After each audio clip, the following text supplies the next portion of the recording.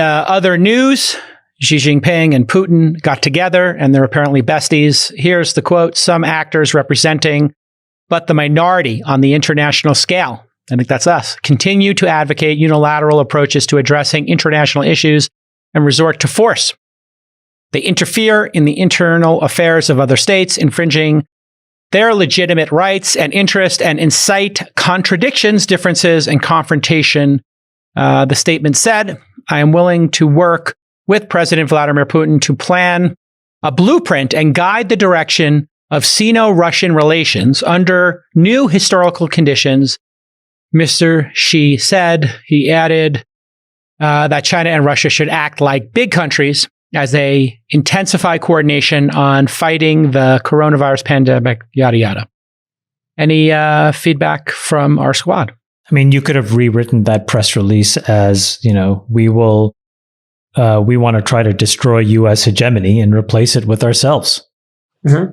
This is the beginning of the end of U.S. cultural and economic influence globally, or dominance, rather, influence globally. And I think that it's, something that we've talked about quite a lot. I mentioned in the prediction episode that I thought that Putin was going to play a major role this year. And he's clearly not just, out for his own interests, but he's going to play a really important role in China's rise to economic and cultural dominance.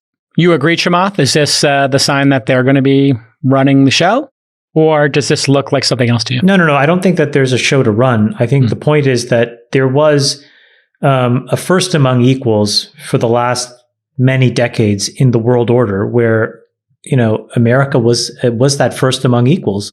And I think what they're saying is that it's time for that to change. And they're going to tie that to their ability to influence foreign policy in countries the way that we have historically. So, this is sort of basically putting a marker on the table that says this is going to be about, a different cohort of people that are also going to have an equal say. And if you think about where this all plays out, it's always in economics, right? And this is where, again, you have to think about what China has done, which is they have, while we were fighting wars, putting trillions of dollars into the Middle East, they took their $1 trillion and bought resources all through Africa. Yep. Right? They built infrastructure. They bought infrastructure all through South America.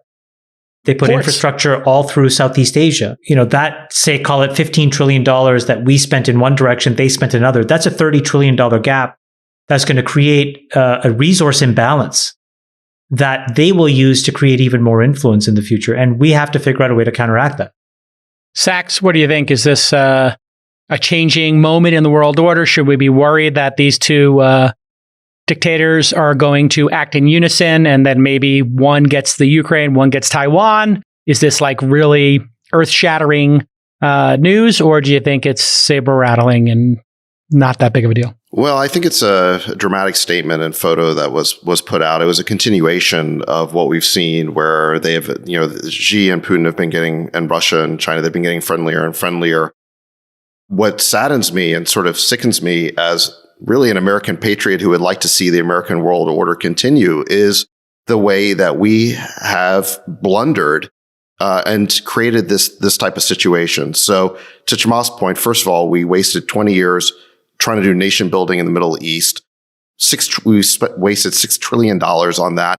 How did China, lose by not being part of that? They benefited. They were building Belt and Road while we were, engaged in this foolish interventions in the Middle East.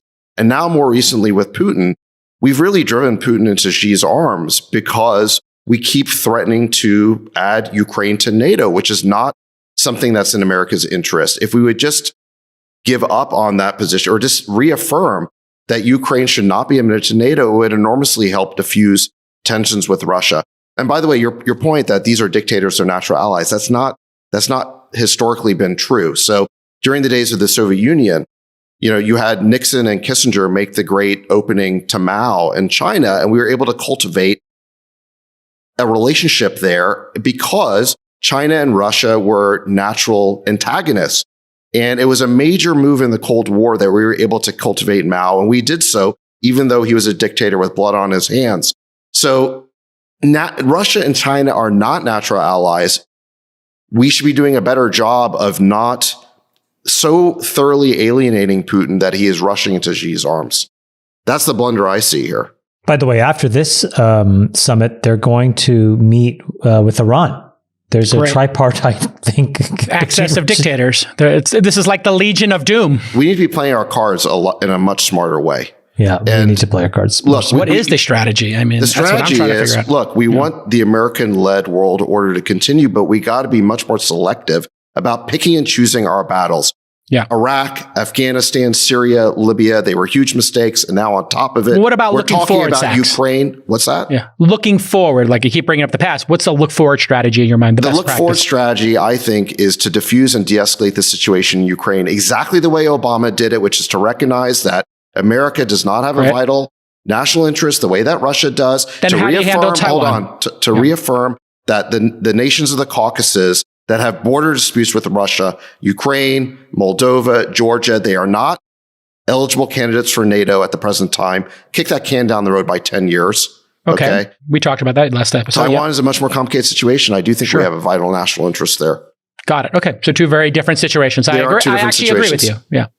Yeah. I think Taiwan, we have to hold the line. Yeah. We have a responsibility in the United States, and I think we're starting to do it. So I think there is good news where, part of the strategic vital interest for Taiwan is because they have critical resources that we need and we depend on. And specifically, those are semiconductors. We have now, I think, allocated, $50, $100 billion of capital, of CapEx across a bunch of companies that have committed to building domestic capability. And so we have to make sure we follow through on that and that's successful. And the reason is that it gives us optionality. It allows us to breathe. It allows us to actually make rational decisions and be patient in our decision making. And I think that's going to be really important over the next 10 or 20 years. And so we have to invest in the United States. So the solution to all of these things is we cannot be overly dependent on any one country, any one shipping lane, any one product, any one natural resource. You just can't do that anymore. We have to be strong at home and we have to build strong relationships with other countries. And I think